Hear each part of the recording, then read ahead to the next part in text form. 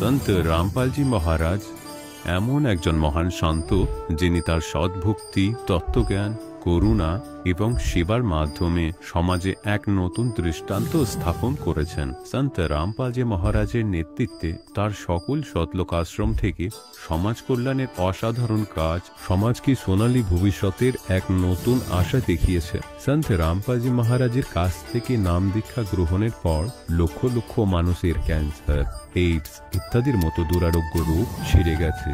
সন্তজির জ্ঞানে অনুপ্রাণিত হয়ে তার অনুগামীরা লক্ষ লক্ষ ইউনিট রক্তদান করেছেন। সন্তজি লক্ষ লক্ষ বোন ও কন্যার যৌতুক মুক্ত বিবাহ করিয়েছেন। সন্তজি লক্ষ লক্ষ মানুষকে নেশা থেকে মুক্তি দিয়েছেন। কোটি কোটি ভেঙে যাওয়া পরিবার আবার জোড়া লেগেছে। সন্তজির আশ্রমে সমাগমের সময় বিনামূল্যে চক্ষু চিকিৎসা, দন্ত চিকিৎসা প্রদান করা হয়। সন্ত রামপালজি মহারাজ সময়ে সময়ে পরিবেশ রক্ষার উদ্দেশ্যে ব্যাপক পর্যায়ে বৃক্ষরোপণ করেন। সন্তজি অভাবীদের তাৎক্ষণিক ত্রাণ সরবরাহের জন্য অ্যাম্বুলেন্স পরিষেবা চালু করেছেন। সন্তজি তার অনুগামীদের দেহদানের জন্য অনুপ্রাণিত করেন, যাতে মানবতার সেবা এবং চিকিৎসা ক্ষেত্রে উন্নতি হতে পারে। সন্ত রামপালজি মহারাজের সকল আশ্রমে প্রতিটি সমাগমে বিনামূল্যে ভান্ডারার আয়োজন করা হয়, যেখানে প্রতিটি শ্রেণী, প্রতিটি জাতি এবং প্রতিটি ধর্মের মানুষ একসাথে বসে খাবার খায়।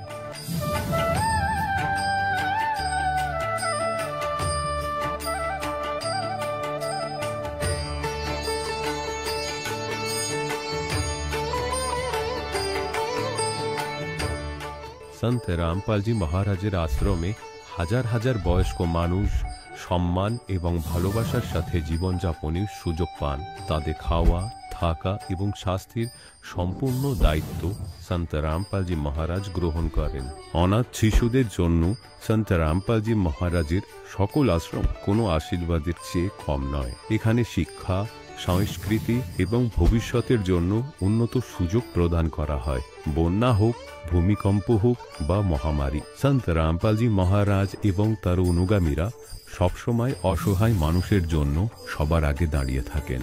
কোভিড মহামারীর সময় সন্ত রামপালজি মহারাজের আশ্রম থেকে কোটি কোটি মানুষের জন্য খাবার, ওষুধ এবং জীবন রক্ষাকারী সামগ্রী সরবরাহ করা হয়েছিল। দরিদ্রদের সাহায্য হোক বা কোনো শোষিত ও নিপীড়িত শ্রেণীর অধিকার ও সম্মানের লড়াই, সন্ত রামপালজি মহারাজ সবসময় তাদের কণ্ঠস্বর সরকারের কাছে পৌঁছে দিয়েছেন এবং তাদের যথাযথ ন্যায় বিচার প্রদানে গুরুত্বপূর্ণ ভূমিকা পালন করেছেন। সমাজে আধ্যাত্মিক এবং সামাজিক মূল্যবোধ সম্পর্কে সচেতনতা বৃদ্ধিতে সন্ত রামপালজি মহারাজ প্রতিটি পদক্ষেপে মানবতার সত্যিকারের সেবক হিসাবে প্রমাণিত হয়েছেন। সন্ত রামপালজি মহারাজের জীবন আমাদের শেখায় যে সত্যিকারের সেবা হলো সেই সেবা যা নিঃস্বার্থভাবে করা হয়। আসুন আমরাও সেই মহান সেবার কাজে এই মহান সাধকের সাথে যুক্ত হই এবং সন্ত রামপালজি মহারাজের কাছ থেকে নাম দীক্ষা নিয়ে আমাদের জীবনকে ধন্য করি।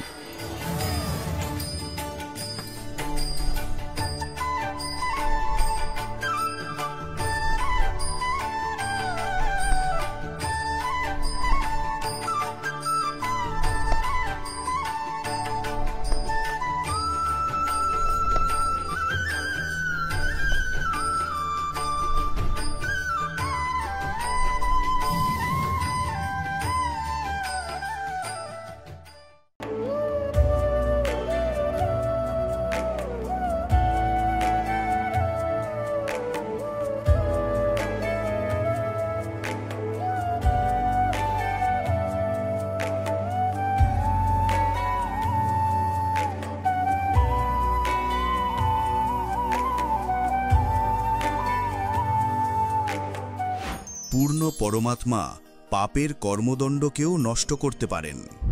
আজ পর্যন্ত যেই সকল সন্ত ও মহাপুরুষদের সঙ্গে সাক্ষাৎ হয়েছে তারাও এটাই বলেছেন যে পাপের ফল ভোগ করেই সমাপ্ত হয়। তিনি কোন প্রভু?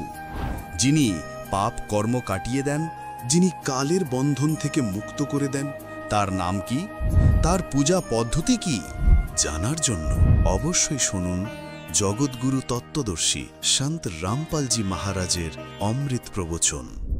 নমস্কার দর্শকবৃন্দ, আজ আমরা আপনাদের সামনে তুলে ধরতে চলেছি এক অনুপ্রেরণামূলক জীবনগাথা। আমাদের সঙ্গে আছেন বিকাশ বর্মন, যিনি একসময় কঠিন আর্থিক সংকট ও শারীরিক সমস্যা ও নেশার অন্ধকারে ডুবেছিলেন, কিন্তু সন্ত রামপালজি মহারাজের শরণ গ্রহণ করে এবং তার শাস্ত্রসম্মত সাধনা করে তিনি নতুন জীবন লাভ করেছেন।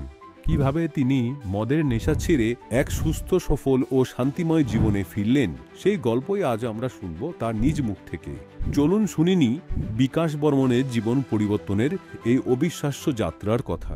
নমস্কার স্যার। নমস্কার, আপনার নাম? আমার নাম বিকাশ বর্মন। আপনি কোথা থেকে এসেছেন? আমি বালুঘাট থানা ত্রিকুল, গ্রামের নাম ত্রিকুল থেকে এসেছি। সন্ত রামপালজি মহারাজের কাছ থেকে আপনি নাম দীক্ষা কবে নিয়েছেন? 15/9/2022। সন্ত রামপালজি মহারাজের কাছ থেকে নাম দীক্ষা নেওয়ার আগে আপনার যে জীবন কাহিনী ছিল, জীবন কাহিনীর বিষয়ে আমাদেরকে একটু বলুন। হ্যাঁ, আমি আগে খুব শিবের ভক্তি করতাম, কিন্তু আমার জীবনে অনেক কষ্ট হয়। আমি কাজ, তারপরে পাথরের কাজ করি। পাথর কাজ করতে করতে আমার দিন আনি দিন খাতে খাতে আমার আর্থিক দিক অবস্থা খারাপ ছিল। তার মধ্যে আমার একটা ওই পাথরের কাজ করার পরে ধুলো নাক দিয়ে ঢুকে আমার একটা হার্টের প্রবলেম হয়ে যায়। তার জন্য আমি রাত্রে ঘুমাতে পারতাম না, আমার প্রচণ্ড ব্যথা হয়ে যায়।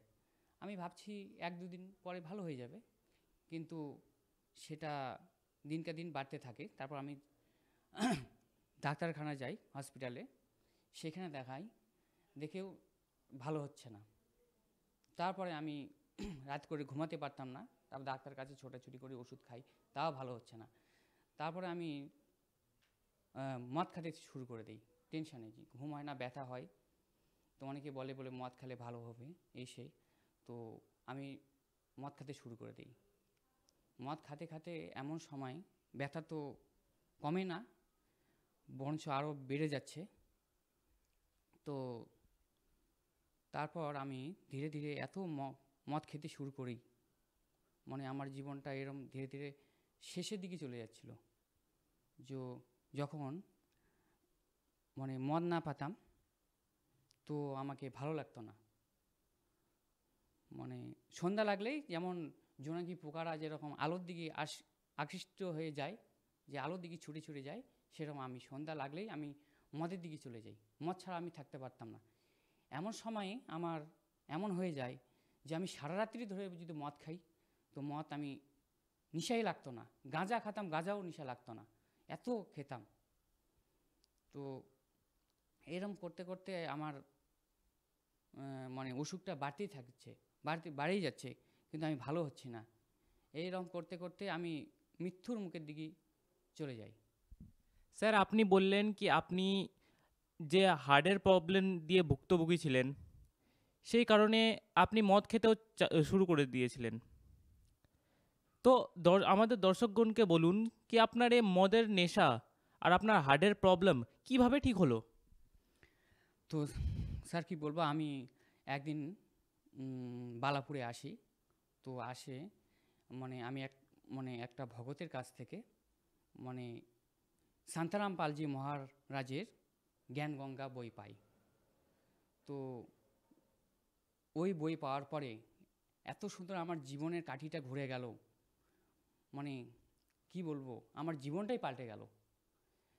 তো ওই বইয়ের মধ্যে আমি দেখছিলাম যে একবার যে মদ খায় তাকে 70 বার কুকুরের জনিতে ভোগ করতে হয়। আর কুকুরের জনিতে ভোগ করার যে কত কষ্ট, কারো দেখছেন তো, কেউ গাড়িতে অ্যাক্সিডেন্ট হয়ে যাচ্ছে, কিন্তু কেউ চলতে পারছে না, কেউ খেতে পারে না, কত কষ্ট। শুধু এইটুকু মদ খেলে সে 70 বার কুকুর হয়। তাহলে আমি ওই দেখে আমার মাথাটা খারাপ হয়ে গেল। তারপরে আমি ওই বইয়ের অমূল্য বইটা পড়তে থাকি। পরে আমি শান্তারাম পালজি মহারাজের কাছ থেকে নাম দীক্ষা নেওয়ার পরে সে আমার মদ খাওয়া চলে যায় এবং আমার ধীরে ধীরে আমার বুকের ব্যথাটা চলে যায়। স্যার আপনি বললেন কি সন্ত রামপালজি মহারাজের কাছ থেকে নাম দীক্ষা নেওয়ার পর আপনার এই মদের নেশা থেকে আপনি বেরিয়ে আসতে পারেন। এটা খুবই আশ্চর্য, কারণ ভারত সরকার এখন যে নেশামুক্ত অভিযান চালাচ্ছেন, সেই কারণেও মানুষে ওই অভিযানে যুক্ত হয়েও নিজের নেশা ছাড়াতে পারছেন না।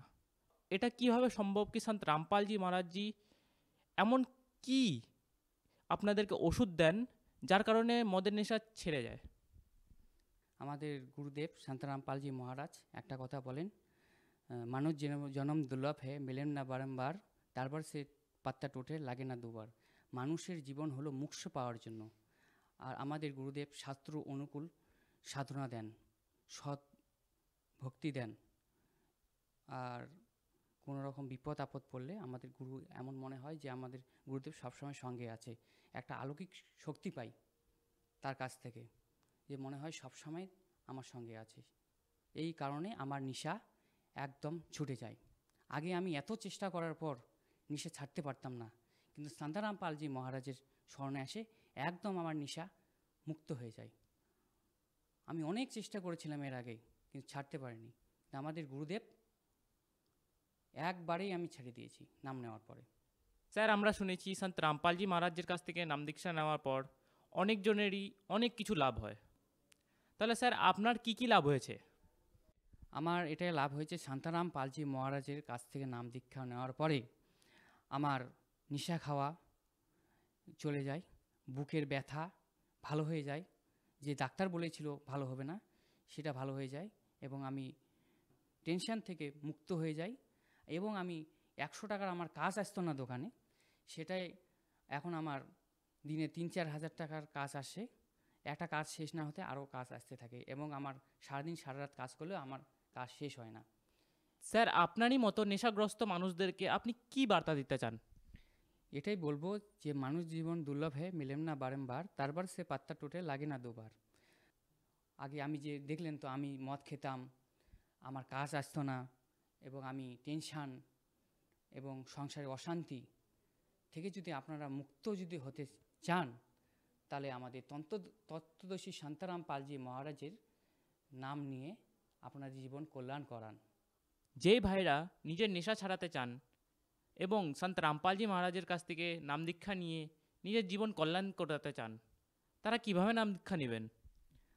স্যার আমাদের 7:30 থেকে 8:30 সাধনা চ্যানেলে আমাদের শান্তারাম পালজি মহারাজের সৎসঙ্গ চলে। সেখানে একটা হলুদ কালারের নাম্বার দেওয়া থাকে, সেখান থেকে, এবং আমাদের ইউটিউব, ফেসবুক, ইনস্টাগ্রাম, টুইটার এর মধ্যে আমাদের গুরুদেবের সৎসঙ্গ আসে, সেখান থেকে আপনারা নাম্বার নিয়ে। স্যার আপনার এই দুঃখের কাহিনী আমাদের চ্যানেলকে বলার জন্য অসংখ্য ধন্যবাদ। ধন্যবাদ। দর্শকগণ, এখন আপনি শুনলেন সন্ত রামপালজি মহারাজের থেকে দীক্ষা গ্রহণ করে সুখী হওয়া ভক্তের অভিজ্ঞতা। এখন দেখুন জগৎগুরু তত্ত্বদর্শী সন্ত রামপালজি মহারাজের মঙ্গল প্রবচন। এখন আরো দেখাই 243 পৃষ্ঠাতে। এটা চতুর্থ অংশ চলছে, শ্রী বিষ্ণু পুরাণের চতুর্থ অংশে চলছে এটা। অধ্যায় 3-এর শ্রী বিষ্ণু পুরাণ 242 পৃষ্ঠাতে তৃতীয় অধ্যায়। এখানে পূর্বকালে রসাতলে মৌন নামের 6 কোটি গন্ধর্ব থাকত। তারা সমস্ত নাগকুলদের প্রধান প্রধান রত্ন আর অধিকার কেড়ে নিয়েছিল। গন্ধর্বদের পরিক্রমে অপমানিত ওই নাগেশ্বরদের দ্বারা স্তুতি করার কারণে, যার শ্রবণ করার জন্য যার বিকশিত কমল সদৃশ্য চোখ খুলে গেল, নিদ্রার শেষে জাগা ওই জলাশয়ী ভগবান সর্বদেবেশ্বরকে প্রণাম করেন। ওনাকে নাগগণেরা বলেন, ভগবান, ওই গন্ধর্বদের থেকে উৎপন্ন হওয়া আমাদের ভয় কি প্রকারে শান্ত হবে? তখন আদি অনন্ত ভগবান পুরুষোত্তম বলেন, এই কাল এসে গেল বিষ্ণুরূপ ধারণ করে। যুবনাশভের পুত্র মান্ধাত্তার যে পুরুকুস্থ নামক পুত্র রয়েছে, ওর মধ্যে প্রবিষ্ট হয়ে আমি ওই সম্পূর্ণ দুষ্ট গন্ধর্বদের নাশ করে দেব। মানে পুরুকুস্থর মধ্যে প্রবিষ্ট করে, ওর মধ্যে প্রবেশ হয়ে, ভূতের মধ্যে ঢুকে প্রেতের মতো প্রবেশ হয়ে আমি সম্পূর্ণ গন্ধর্বদের নাশ করে দেব। এর থেকে প্রমাণিত যে এই কাল এমনই অলৌকিক কর্ম করে থাকে। এই প্রকারেই শ্রীকৃষ্ণের মধ্যে প্রবেশ করে গীতাজির সেই জ্ঞান বলেছেন, বুদ্ধিমানদের সংকেতই পর্যাপ্ত। এখন আমি দাস আপনাকে শোনাতে যাচ্ছে যে গীতা জ্ঞানদাতা সপ্তম অধ্যায়ের 12তম শ্লোকে বলছে যে যা কিছু রজোগুণ থেকে উৎপন্ন হওয়া ভাব আছে, মানে সৃষ্টি যার থেকে উৎপন্ন হয়, রজোগুণের প্রভাবে প্রত্যেক প্রাণী এতটাই প্রেরিত হয় যে সন্তান উৎপত্তি করে থাকে। আর শতগুণ থেকে হওয়া ভাব, মানে শতগুণে একে অপরের সাথে প্রেম, মোহ, মমতা, এ থেকেই মোহ জাগৃত হয়, মমতা তৈরি হয় একে অন্যের সাথে। আর তৃতীয় থেকে সংহার, রাগ, তমগুণ, যা তমগুণ থেকে উৎপন্ন হওয়া ভাব, মানে শিবাজি থেকে উৎপন্ন হওয়া ভাব আছে, সেই সংহার। এই এই তিনজন থেকে যা কিছু হচ্ছে তার নিমিত্ত কারণ আমি, গীতা জ্ঞানদাতা বলছে। এই সেই কাল আপনাদের সৃষ্টি রচনায় অনেকবার শুনিয়েছি, আর কখনো আবার শোনাবো। এর এক অভিশাপ লাগা আছে এই ব্রহ্মকে, খরপুরুষকে। 1,00,000 মানব শরীরধারী প্রাণীদের নিত্য আহার করে সে। এ এক ব্রহ্মাণ্ডের শেষ সীমান্তে, এর 21 ব্রহ্মাণ্ডের লোক আছে, পুরো 21 ব্রহ্মাণ্ডে, এর 21তম ব্রহ্মাণ্ডের শেষ সীমান্তে এ এক এমনই স্থান বানিয়ে রেখেছে যেখানে কেউ গিয়ে দেখতে পারে না। এক তপ্তশিলা রয়েছে, তার উপরে 1,00,000 মানব শরীরধারী প্রাণীর ডেলি ওখানে ভাজা হয়। এই শরীর তো এখানে রয়ে যায়, এর মধ্যে এক সূক্ষ্ম শরীর রয়েছে, তার মধ্যে সারা জীবনে আমাদের খাওয়া পান করা যা কিছু ব্যঞ্জন করা হয় তার সূক্ষ্ম অংশ লিপ্ত হয়ে যায়। আর ওখানে এতটাই গরম আছে ওই তপ্তশিলা, তার উপর ঢেলে তার মধ্যে থেকে নোংরা বের করা হয়। জীব মরে না, ওখানে মরে না জীব, ওইগুলো এ খায়। তো এই বলতে চাইছে যে এদের যা কিছু হচ্ছে এর নিমিত্ত কারণ আমি, এর মধ্যে আমি নই, আর এ আমাতে নেই, কেননা এর থেকে ভিন্ন থাকে। এখন এখানে যে প্রসঙ্গ চলছে, তো এর থেকে সিদ্ধ করছি যে রজগুণ ব্রহ্মা আছে, তমগুণ বিষ্ণু আছে, তমগুণ শিবজি। এখন আগের প্রসঙ্গ চলবে। এখন দেখো শিবপুরাণের মধ্যে সিদ্ধ করছি, এই দেখো,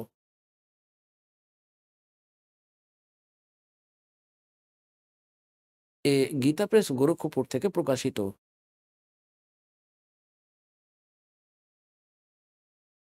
এর সম্পাদক হলো এই দেখুন, সম্পাদক হলো হনুমান প্রসাদ পোদ্দার। আর এটি কোথা থেকে? এখান থেকে প্রকাশিত।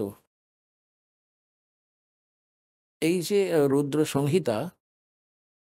সংহিতা আর সংক্ষিপ্ত শিবপুরাণ, পৃষ্ঠা নম্বর 110-এ গীতা প্রেস গোরক্ষপুর থেকে প্রকাশিত, সচিত্র মোটা টাইপ। এই প্রকার ব্রহ্মা, বিষ্ণু আর রুদ্র, এই 3 দেবতার গুণ আছে, মানে রজগুণ ব্রহ্মা, শতগুণ বিষ্ণু, তমগুণ শঙ্কর।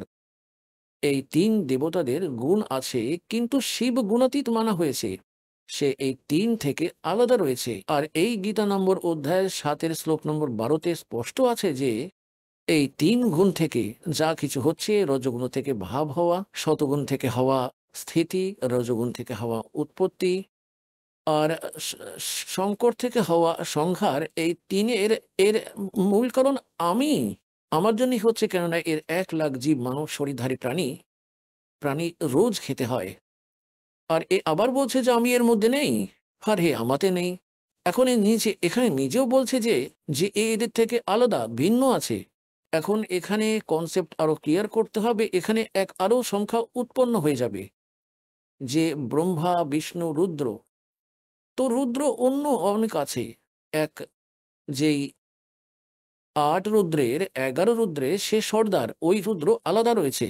আর ওই সমস্ত রুদ্রের মুখিয়া এই শঙ্করও রয়েছে, তমগুণ শঙ্কর, এই জন্য একেও রুদ্র বলা হয়। আর 11 রুদ্র অন্য রয়েছে। এখন এটাও একটু স্পষ্ট করতে হবে যে এই ব্রহ্মা, বিষ্ণু, রুদ্র আর এই মহেশ এর থেকে আলাদা, এদের পিতা। এই দেখো, এক সময় যেমন দাস বলেছিল যে ব্রহ্মা আর বিষ্ণুর নিজেদের মধ্যে যুদ্ধ বেঁধে গেল, ব্রহ্মাজি বলতে লাগলেন যে তুই আমার পুত্র বিষ্ণুজিকে, আর বিষ্ণুজিকে বলতে লাগলেন তুই আমার পুত্র। এই দুজনের মধ্যে ঝগড়া শুরু হয়ে গেল। এখন এদের মধ্যে এক লিঙ্গ দাঁড় করানো হলো, স্তম্ভ, তেজময় স্তম্ভ। আর তখন তারা যুদ্ধ করা বন্ধ করলো।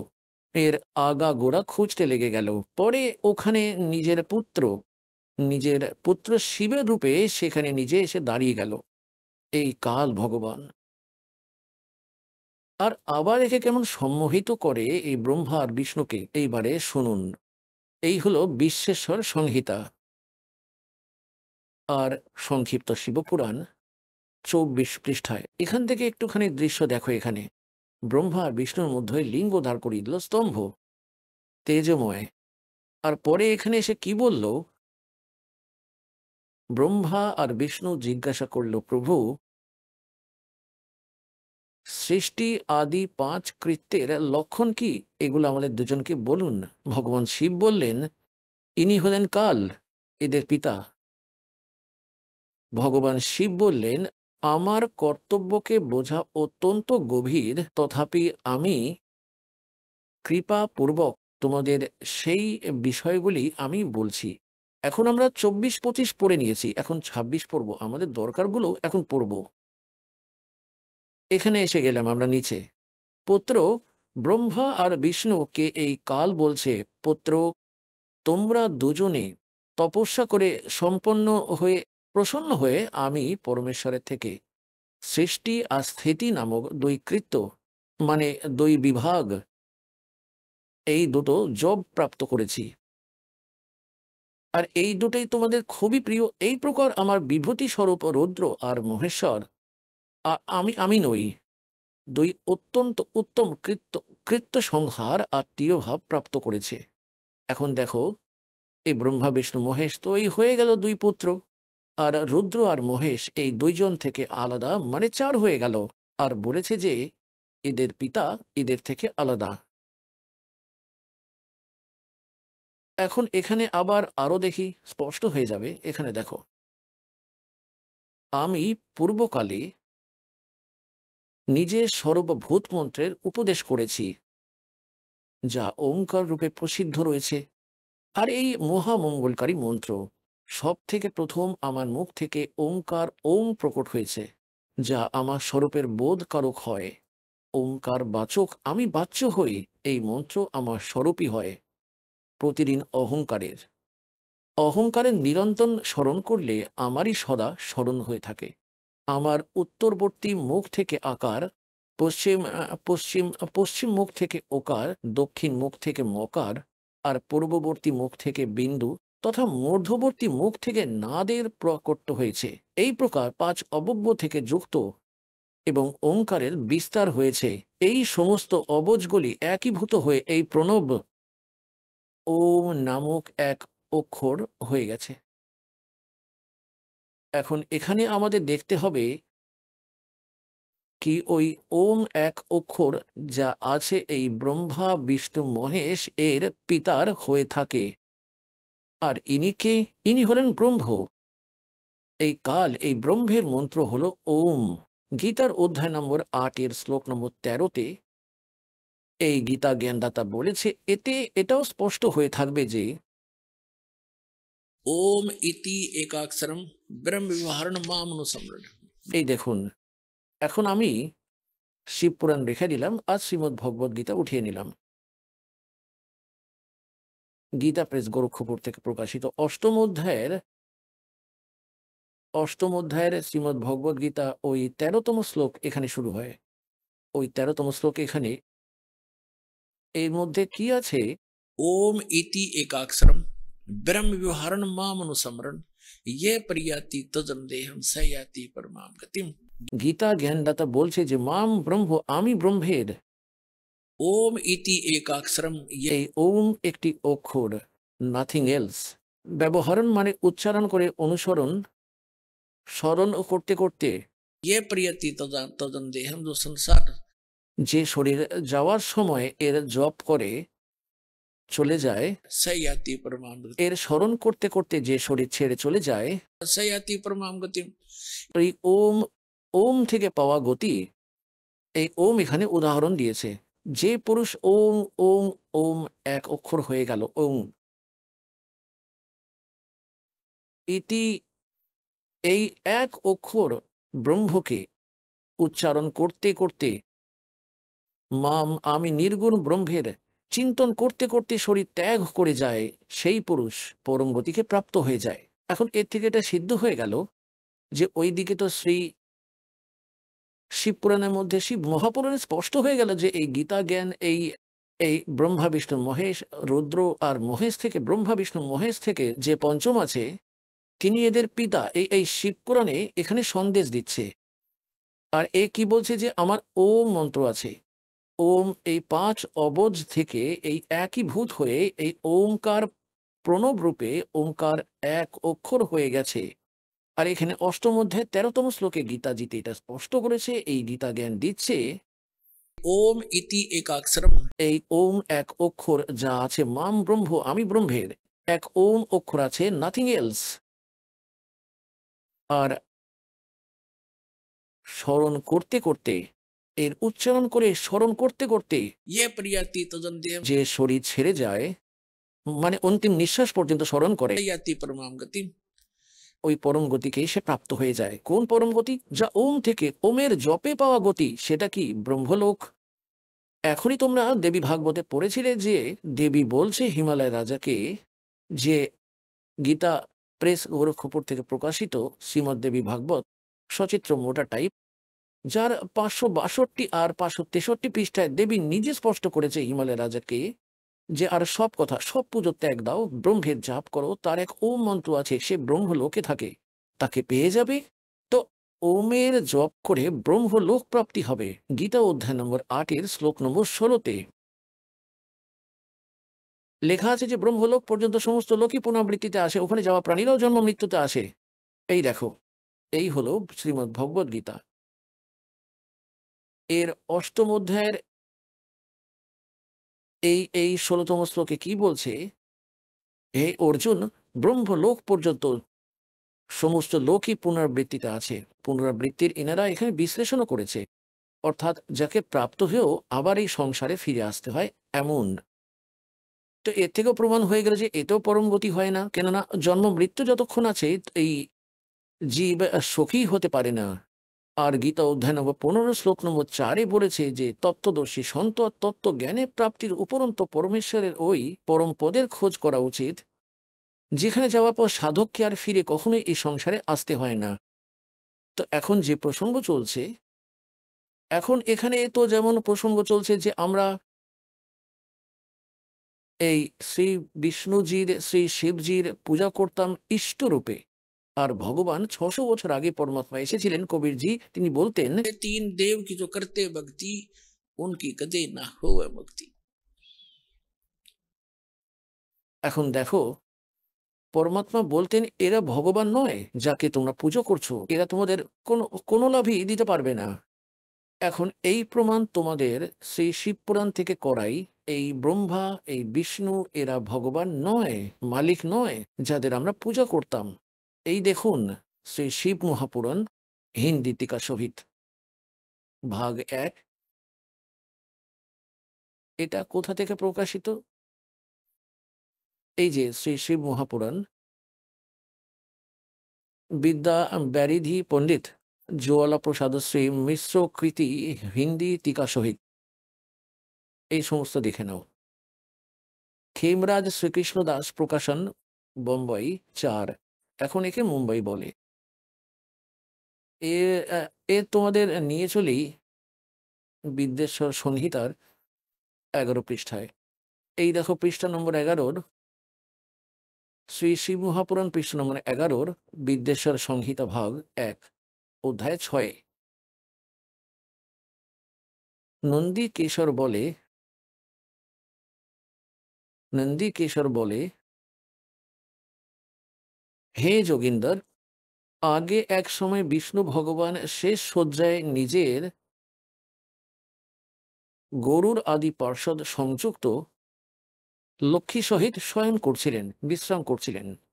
ওই সময় ব্রহ্মজ্ঞানীদের শ্রেষ্ঠ ব্রহ্মাজি নিজের ইচ্ছায় ওখানে আসেন। সব প্রকারের সুন্দর শয্যায় শয়নকারী কমললোচন বিষ্ণুজিকে জিজ্ঞাসা করলেন, তুমি কে আছো যে আমায় দেখেও অভিমানী পুরুষের সমান শয়ন করছো? বৎস, পুত্র, ওঠো, দেখো আমি তোমার স্বামী এসেছি। ব্রহ্মাজি বলেন বিষ্ণুজিকে, আমি তোমার মালিক এসেছি। আগত গুরুকে দেখে যে অভিমান করে, ওই দ্রোহী মূঢ়র প্রায়শ্চিত্ত হওয়া উচিত। এই শুনে বিষ্ণুর অন্তরে তো ক্রোধ হলো, কিন্তু উপরে দেখালেন না, বাইরে থেকে শান্ত থাকলেন আর বললেন, বৎস, পুত্র, তোমার মঙ্গল হোক, বসো, এই আসনে বিরাজ করো। এই সময় তোমার নেত্র কুটিল আর মুখ বাঁকা কেন আছে? মানে তেরা মুখ কেন করে রেখেছো? চোখ টেনা কেন করে রেখেছো ক্রোধে? ব্রহ্মাজি বলেন, বৎস বিষ্ণু, হে বাছা বিষ্ণু, তোমার সময়ের প্রভাবে অভিমান আছে। হে পুত্র, আমি তোমার রক্ষক আর জগতের পিতামহ হই। বিষ্ণুজি বলেন, তো জগৎ আমার থেকেই স্থিত আছে। তুমি চোরের সমান কি প্রকারে নিজের বলতে পারো? তুমি আমার নাভি কমল থেকে উৎপন্ন হয়েছ, সেজন্য আমার পুত্র হও। আমাকে পুত্র বলা বৃথা। নন্দিকেশ্বর বলে, এই প্রকার ব্রহ্মা বিষ্ণু দুইজনেই রজগুণে মুগ্ধ হয়ে বিবাদ করতে লাগে। আমি শ্রেষ্ঠ হই, আমি স্বামী হই, এমন বলে একে অন্যকে মারার ইচ্ছায় যুদ্ধ করতে ইচ্ছুক হলেন। তখন সম্পূর্ণ দেবতা বিমানে বসে ওই মহা অদ্ভুত যুদ্ধ দেখার জন্য চলে আসেন, আর আকাশ থেকে ওনাদের উপর ফুল বর্ষা করতে লাগলেন। বারে দেবতাগণ, বুদ্ধি দেখো এই অবতারদের। দুই ভাই মারামারি করে মরার জন্য তৈরি, আর উপর থেকে ফুলের বর্ষা করছে যে মরো কেটে। সাব্বাস, খুব সুন্দর করছো। এখানে পরমাত্মা বলেন, দাস গরিব ইয়া চুক ধরো উপর থেকে নিয়ে নিচ অব্দি বাজ পড়ে রয়েছে। আরে দেবতা বলা হয় আর এদের যুদ্ধে মরতে বসেছে দেখো। এনাদের তো নিচে এসে হাত জোর করা উচিত ছিল, ওনাদের মধ্যে দাঁড়িয়ে যাওয়া উচিত ছিল যে হে ভগবান, লড়াই করো না। আপনারা আমাদের পূজ্য হয়েও লড়াই করছেন, তাহলে আমাদের উপর কি প্রভাব পড়বে? আর এরা বলছে উপর থেকে ফুলের বর্ষা করছে যে লড়ো, মরে যাও, সব মারামারি করো। এই আমাদের দেবতা, এ তো আজব হয়ে গেল। এখন বেশি নয়, আমরা আমাদের দরকারগুলো নেব, এর থেকে সারাংশ নেব। পরে কি হলো, উনাদের মধ্যে এই কাল ভগবান এসে গেল। উনাদের পিতা এক স্তম্ভ দাঁড় করিয়ে দিলেন, পিলার, যাকে লিঙ্গ বলা হয়। খুবই তেজময়, খুবই, এর আগা গোড়া কিছুই ছিল না। তখনই দুইজন লড়াই বন্ধ করে দিয়ে আগা পিছা খুঁজতে শুরু করলো এবং এ স্বয়ং এসে গেল। আর তাদের কি বলতে লাগলেন দেখো। এখন পূর্ব বিধেশ্বর সংহিতা পৃষ্ঠা এই 17 পৃষ্ঠাতে, এই আগে 11তে পড়েছি, এখন 17তে পড়ছ। বিধেশ্বর সংহিতা ভাগ 1 অধ্যায় 9-6 পড়েছি। এখন এখানে কি নন্দিকেশ্বর বলে, তার উপরে ভগবান ওই নম্র হওয়া ব্রহ্মা আর বিষ্ণুকে অনুগ্রহ করে এই বলল, এই দুজনের অজ্ঞানতা আর ব্যারকে দূর করার জন্য, অর্থাৎ দুজনকে বললেন ভগবান, এই কাল এদের পিতা, কি বলছেন যে আমার সকল আর নিষ্কল ভেদে দুই স্বরূপ আছে, কিন্তু আর ঈশ্বর নেই। এই কারণে এই দুই স্বরূপ হতে পারে না।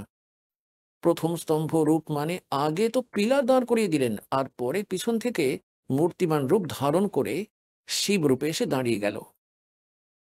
ধারণ করলেন। এর থেকে ব্রহ্মরূপ নিষ্কল আছে। পিলারকে তো এ ব্রহ্মরূপ বলে, আর ঈশ্বররূপ সগুণ আছে, শিব রূপে এসে দাঁড়িয়ে গেল। আমারই দুই রূপ সিদ্ধ হয়, দ্বিতীয় কারোর হতে পারে না। এই কারণে তোমরা দুজনে অথবা অন্যকে, ব্রহ্মা আর বিষ্ণুকে বলছে ঈশ্বরের প্রাপ্তি হতে পারে না। তোমরা দুইজনেই অজ্ঞানে নিজেই নিজেকে ঈশ মেনেছ, নিজেকে ভগবান বলে মনে করলে। এটা বড়ই অদ্ভুত হলো। এইগুলো দূর করার জন্যই আমি রণস্থলে এসেছি। এখন তোমরা নিজেদের অভিমান ত্যাগ করে আমি ঈশ্বরের নিজের বুদ্ধি লাগাও। আমার প্রসাদে লোকে সব অর্থ প্রকাশ করছে। এখানে কি বলছে? আমি ব্রহ্ম, আমি পরব্রহ্ম, আর আমারই অকল্প রূপ আছে ব্রহ্ম হওয়ার কারণে আমি ঈশ্বর। অনুগ্রহ করাই আমার কৃত্য আছে। এখন এই আমাদের যেটা নেওয়ার ছিল সেটা নিয়েছি। আগে দেখো, এখন আমরা এসে গেলাম 18 পৃষ্ঠায়, ওই 17 পৃষ্ঠায় ছিলাম। এখন আমরা 10 অধ্যায় পড়ব বিশ্বেশ্বর সংহিতার, বিশ্বেশ্বর সংহিতা ভাগ 1-এ। এই দশম নবম এখানে সমাপ্ত হয়ে যায়, দশম এখানে আরম্ভ হয়ে যায়। এখানে এসে গেলাম আমরা নিচে। হে পুত্র, ব্রহ্মা আর বিষ্ণুকে বলছে এই শিব এদের পিতা, যে শিব রূপে দাঁড়িয়ে এই কৃত্য তোমার তপে প্রাপ্ত করেছ, যে কি সৃষ্টি আর সৃষ্টির উৎপত্তি আর পালন বলা হয়, যা আমি প্রসন্ন হয়ে তোমাদের দিয়েছি। হে পুত্র, এই কৃত্য তোমরা তপে প্রাপ্ত করেছ, যা সৃষ্টির উৎপত্তি আর পালন বলা হয়, তাই আমি প্রসন্ন হয়ে তোমাদের দিয়েছি। এই প্রকার অন্য দুই কৃত্য, রুদ্র আর মহেশকে, এই 4 সিদ্ধ করার ছিল দাসের, আর তোমরা পঞ্চম বলছো। হে পুত্র, এই তো ব্রহ্মা আর বিষ্ণুর বিষয়ে বলে দিল যে সৃষ্টির উৎপত্তি আর পালন যা আমি তোমাদের দিয়েছি। এই প্রকার অন্যকে কৃত্য, রুদ্র আর মহেশকে প্রদান করেছি, কিন্তু অনুগ্রহকৃত্য কেউ পাওয়ার সমর্থ নয়।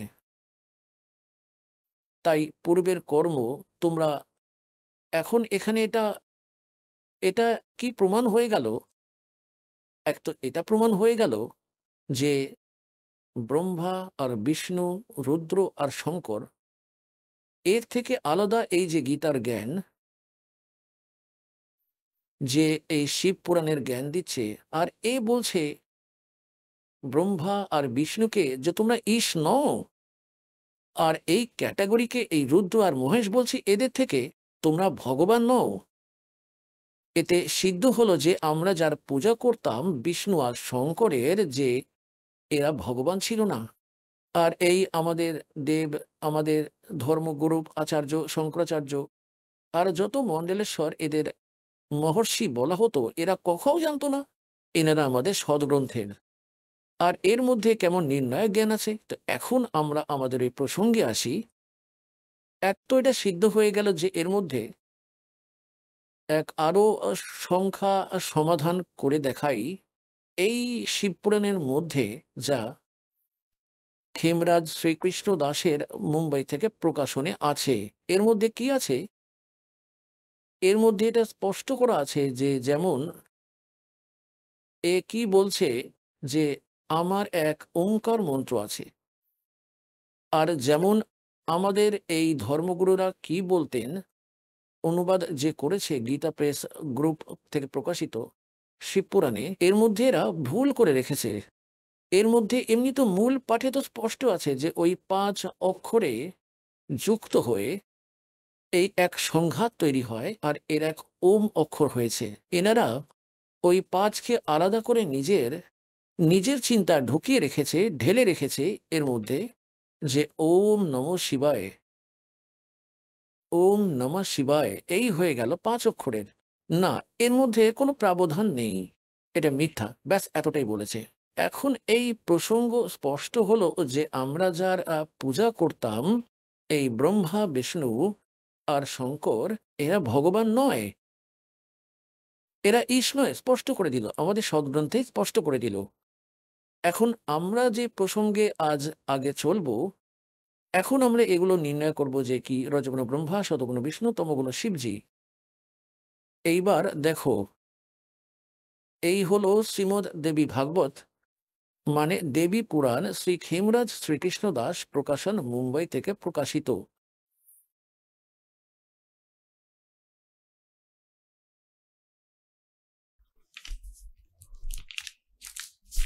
अथ देवी भागवतम सभास्तिकम समातम, খেমরাজ শ্রীকৃষ্ণ দাস প্রকাশন, মুম্বাই 4 থেকে প্রকাশিত। এখান থেকে তৃতীয় স্কন্ধ আরম্ভ হয়। अथ श्री मद देवी भागवते भाषा टीका युक्ते तृतीय स्कंध प्रारंभते। এখানে তৃতীয় স্কন্ধ আরম্ভ হচ্ছে। আমরা এর আমরা তোমাদের 11 পৃষ্ঠায় নিয়ে চলি। এই 11 পৃষ্ঠায় পঞ্চম অধ্যায়ের মধ্যে আমরা পড়ব পঞ্চম অধ্যায়ের 8ম শ্লোক। হে মাতা, এখানে 7ম সমাপ্ত হলো। হে মাতা, যদি আমাদের উপরে সদা আপনি দয়াযুক্ত হন, তো আমাকে তমবনে কি প্রকারে প্রদান করেছেন? শঙ্কর ভগবান বলছেন, ব্রহ্মা রজগুণ আর হরি শতগুণ। হরি শতগুণ যুক্ত কেন করলেন? যুক্ত করলেন কি প্রকারে করলেন? এখন এই সংস্কৃত পড়ব আমরা। এই হলো সংস্কৃত, এই হিন্দি এখানে আমরা পড়েছি।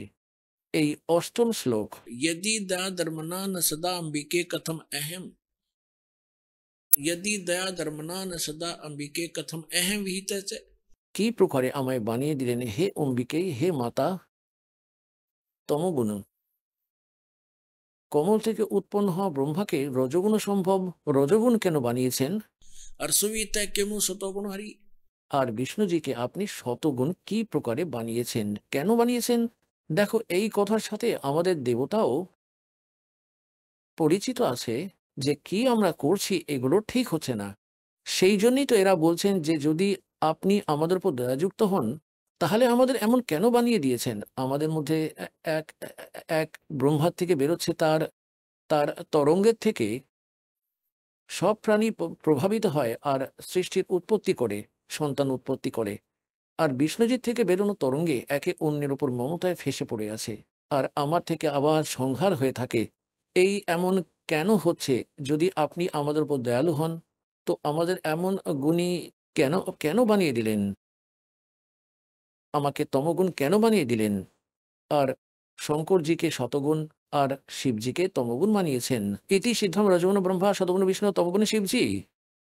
তৃতীয় এক তো তোমাদের শিব পুরাণে বলেই দিয়েছি যে রজন ব্রহ্মা বিষ্ণু মহেশ এই 3 দেবতাদের গুণ আছে, আর ওই শঙ্কর এদের থেকে আলাদা, তিনি গুণাতীত মানা হয়েছে। আর এখান থেকে তোমাদের প্রমাণ করাই মার্কণ্ডেয় পুরাণে। মার্কণ্ডেয় পুরাণ গীতা প্রেস গোরখপুর থেকে প্রকাশিত, এর 123 নম্বর পৃষ্ঠায় দেখো।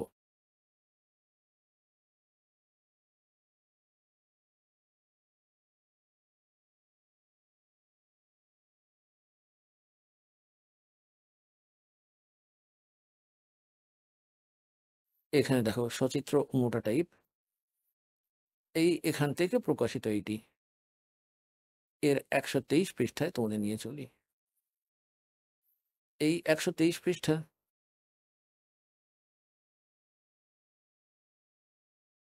এখন এখানে মার্কণ্ডেয় জির বর্ণনা চলছে। মার্কণ্ডেয় জি বলছেন, মুনে, এখানে চলে আসি। এই প্রকার স্বয়ংভূ পরমাত্মার 3 অবস্থা আছে। রজগুণ প্রধান ব্রহ্মা, তমগুণ প্রধান রুদ্র, আর শতগুণ প্রধান বিষ্ণু পালক বিষ্ণু। আর এই 3 দেবতা আর এই 3 গুণ আছে। ব্রহ্মা বিষ্ণু মহেশ বলো, বা রজগুণ শতগুণ তমগুণ বলো, ইতি সিদ্ধম। এখন শ্রীমদ্ ভগবদ গীতার 7ম অধ্যায়ের শ্লোক নম্বর 12 থেকে নিয়ে 15তে তোমরা ঠিক বুঝতে পারবে আর শিকারীও হবে। পুণ্যাত্মগণ টিচারের কাজ হলো এই গুরু রহস্যকে সরলতার সাথে শ্রোতাদের বোঝানো। আজ আজ পর্যন্ত আমাদের ধর্মগুরু আর আমাদের ভগবানই পরিচিত ছিলেন না আধ্যাত্মিক জ্ঞানের সাথে। সত্যযুগের ব্রাহ্মণ, আজ সত্যযুগের ব্রাহ্মণও, ঋষি মহর্ষিরাও এই তত্ত্বজ্ঞানে অপরিচিত ছিল। তো পুণ্যাত্মগণ, পরম সৌভাগ্য আপনাদের।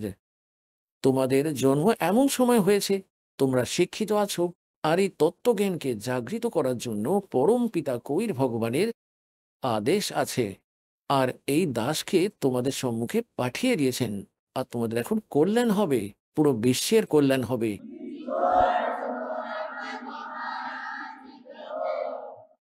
এখন ইতি সিদ্ধাম রজগুণ ব্রহ্মা শতগুণ বিষ্ণু তমগুণ শিবজি।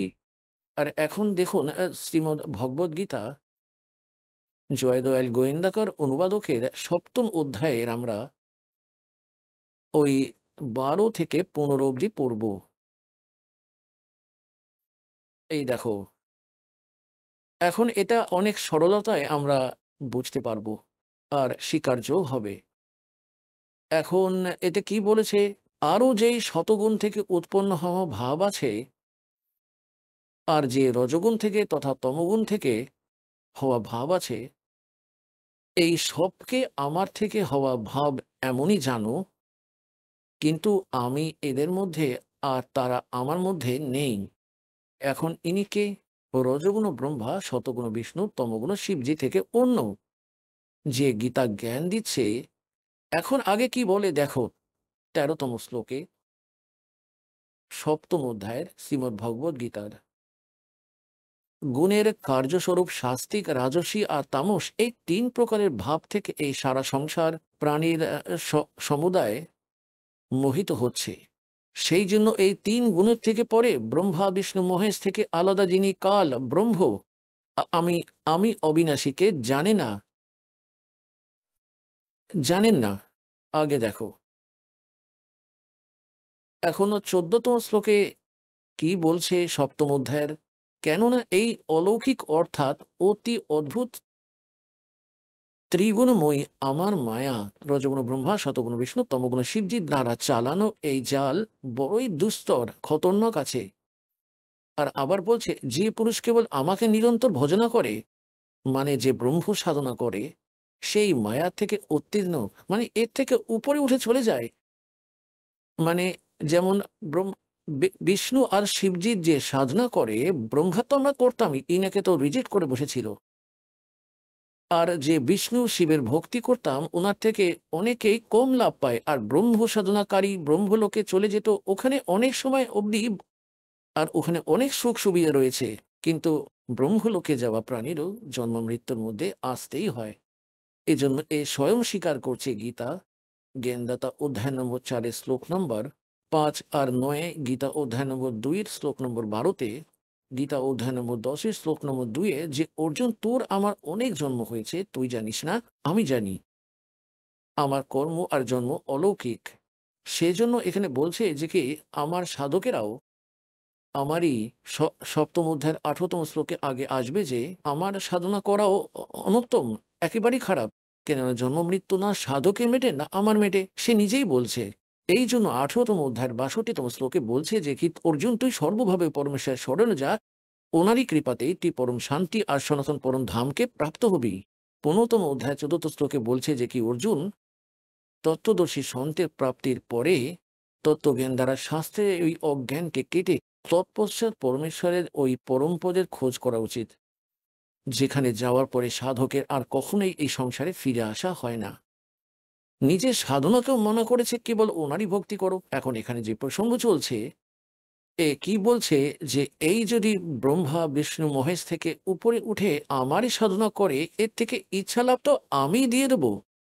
এই আমার সাধনা করলে এর থেকে পার হয়ে যায়, এর থেকে উপরে উঠে যায়, এদের ভক্তি না করলে ওই ব্রহ্মলোকে প্রাপ্ত করে।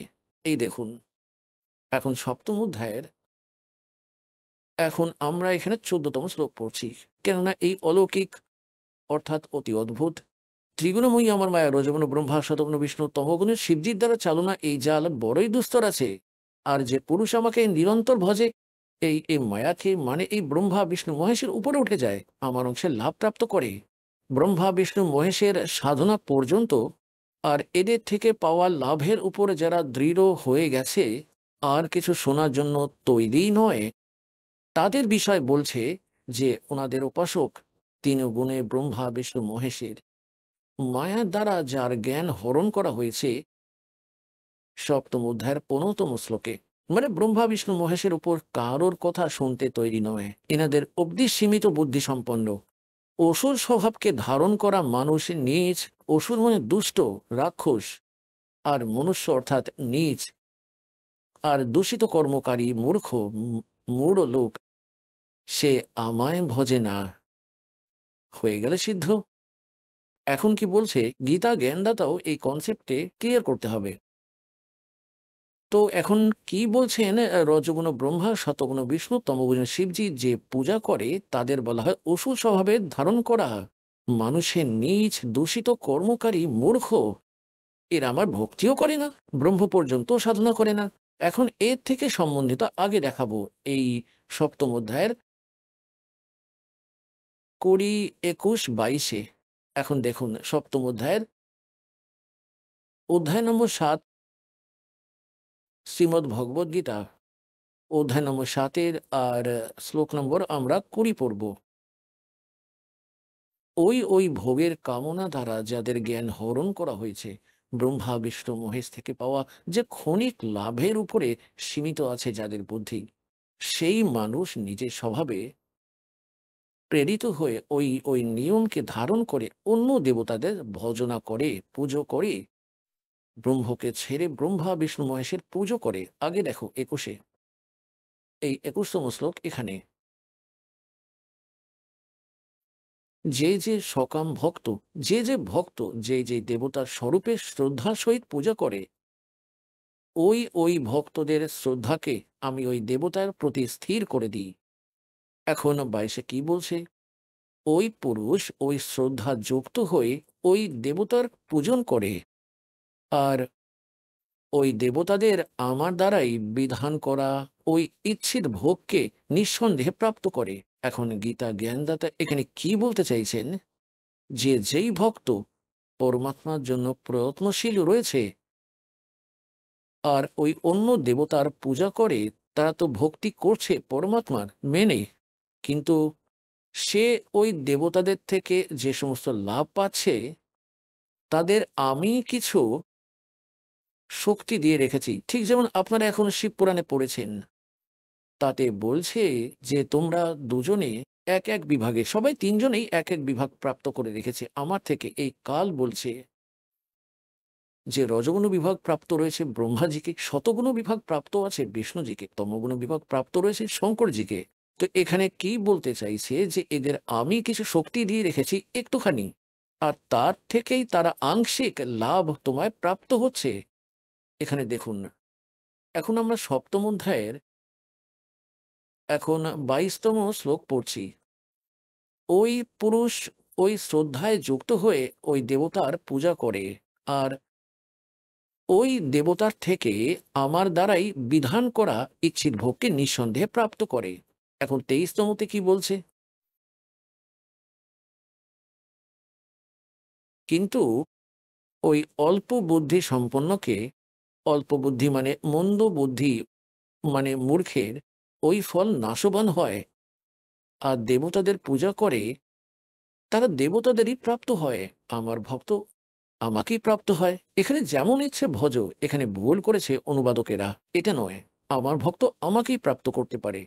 এখন এর থেকে স্পষ্ট হয়ে গেল যে ব্রহ্মা বিষ্ণু মহেশের যারা পুজো করে তাদের এই কাল গীতা জ্ঞানদাতা মানা করেছে যে রাক্ষস স্বভাব ধারণ করে মানুষের মধ্যে নীচ আর দূষিত কর্মকারী মূর্খ আমার ভক্তিও করে না। এখন এদের এমন কেন বললেন? এখানে একটু প্রমাণ দিতে হবে। যেমন হিরণ্যকশিপু ও রজগুণ ব্রহ্মাজির সাধনা করেছিলেন, আর তার থেকে কিছু সিদ্ধি প্রাপ্ত করে সে দশকর্মা সেজে বসে গেল হলুদের গাঁট নিয়ে, নিজেরই পুত্র প্রহ্লাদের শত্রু হয়ে গেল। না জানে কতই যাতনা ওই নির্দোষ বাচ্চাকে সে দেয়। এখন আপনি শুনলেন সন্ত রামপালজি মহারাজের মঙ্গল প্রবচন।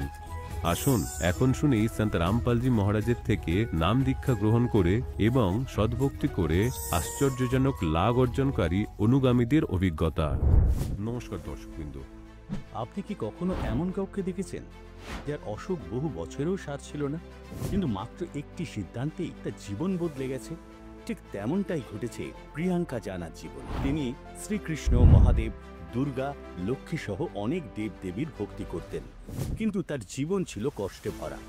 মাইগ্রেনের তীব্র ব্যথায় পড়তে পারতেন না, সন্ধ্যায় বই খুললে প্রচুর মাথা ব্যথা শুরু হয়ে যেত, আর অ্যালার্জির কারণে তার গায়েও প্রচণ্ড চুলকানি হতো এবং হাত পাও জ্বলত। অনেক চিকিৎসা মানত করেও কোনো সমাধান পাননি, কিন্তু একদিন তিনি সন্ত রামপালজি মহারাজের সৎসঙ্গ শুনলেন এবং বুঝতে পারলেন সঠিক ভক্তির শক্তি। এরপর তিনি নাম দীক্ষা গ্রহণ করলেন। অবিশ্বাস্যভাবে দীক্ষা নেওয়ার পরই তার মাইগ্রেন সম্পূর্ণ সেরে যায়।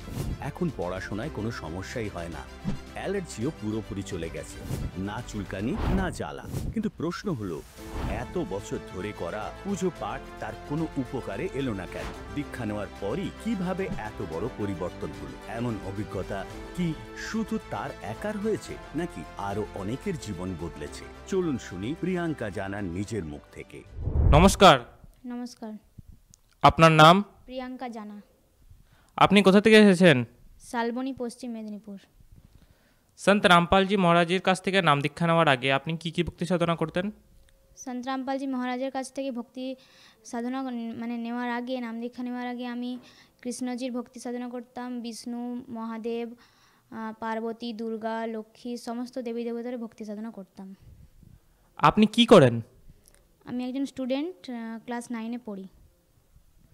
আপনি একজন স্টুডেন্ট, আপনার বয়স তো এখন নিজের লাইফকে এনজয় করার, তাহলে সন্ত রামপালজি মহারাজজির স্মরণে কেন আসলেন? কারণ কি, সন্ত রামপালজি মহারাজজি বলেছেন যে ভক্তি করার কোনো বয়সের প্রয়োজন হয় না, ছোট থেকেই ভক্তি করা উচিত। কারণ বৃদ্ধকালে বৃদ্ধ হয়ে গেলে মানুষরা যেমন বিছানাতে পড়ে থাকে, তাদের যখন অনেক রোগ জ্বালার সম্মুখীন হতে হয়।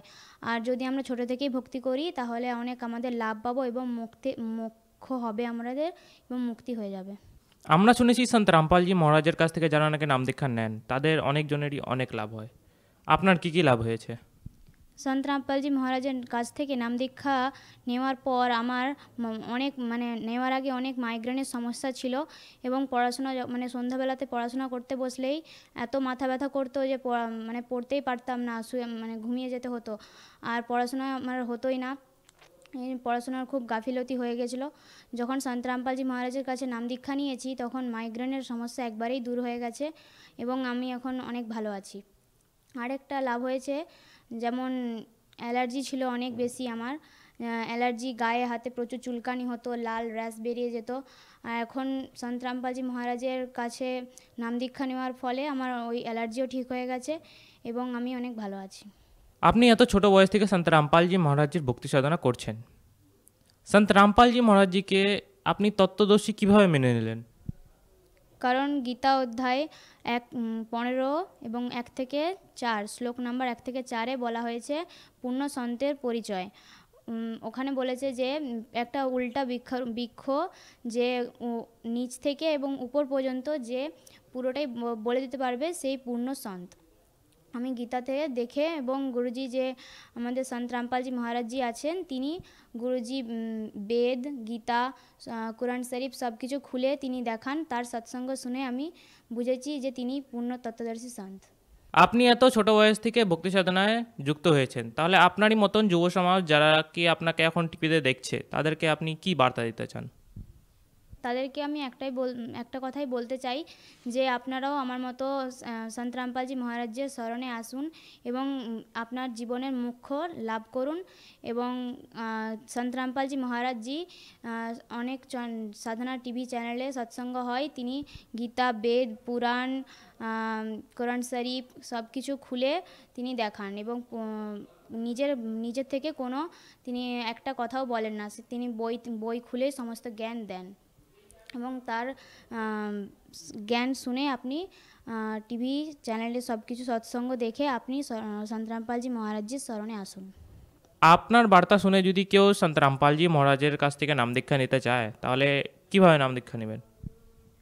অনেক সাধনা টিভি চ্যানেলে অনেক ওখানে সৎসঙ্গ হয়, ওখানে নিচে একটা পিলা পট্টি, নিচে হলুদ একটা পট্টি চলে, ওই পট্টিতে সন্ত রামপালজি মহারাজজির ওখানে একটা নাম্বার দেওয়া থাকে, ওই নাম্বারে ফোন করে আপনি নিকটবর্তী স্থানে যে যার সেন্টারে গিয়ে নাম দীক্ষা নিতে পারেন। ধন্যবাদ। সৎসঙ্গ।